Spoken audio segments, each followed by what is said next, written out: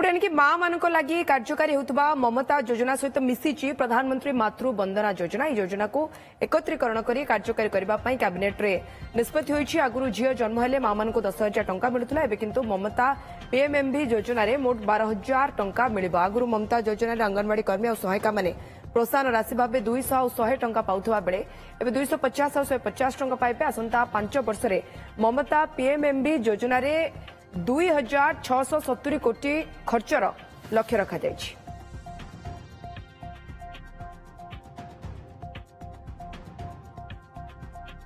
द्वितीय प्रस्ताव आज कैबिनेट रे विशेष करिकी दक्षता और विकास वैषयिक विभाग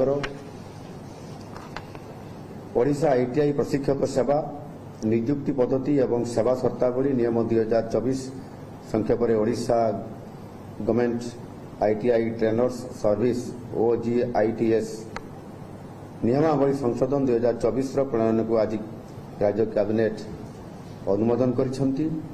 एहा द्वारा असिस्टेंट ट्रेनिंग ऑफिसर मानक पदोन्नति सुजोग प्रदान अध्यक्ष उपाध्यक्ष स्तर में OPSC द्वारा प्रत्यक्ष नियुक्ति देवा एवं सेमानंकु स्तर 12 रु स्तर 13 को पदोन्नति जेकोसी इंजीनियरिंग विभाग में डिग्री हासिल को सर्वनिम्न योग्यता भाव ताहा स्थिर करा जायछि।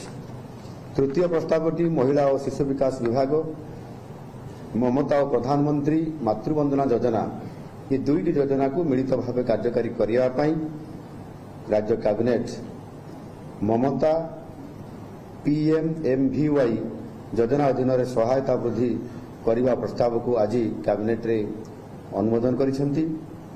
एही योजनार मुख्य उद्देश्य होछि गर्भवती और प्रसूति माँ मान सहित सेमानकर शिशु मान स्वास्थ्य और पुष्टिकर खाद्य सुधार आनिबा पुष्टि सुधार आनिबा एवं मातृ और शिशु मृत्यु हार को ह्रास करिबा। योजनार आकलन जो बजेट अच्छी से 5 वर्ष 1630 कोटी 10 लाख टंका रखा जायछि। एथिरे थिबा वर्धित सुविधा एवं प्रोत्साहन राशि 1 अप्रैल 2025 रु एहा लागू करा जिवो।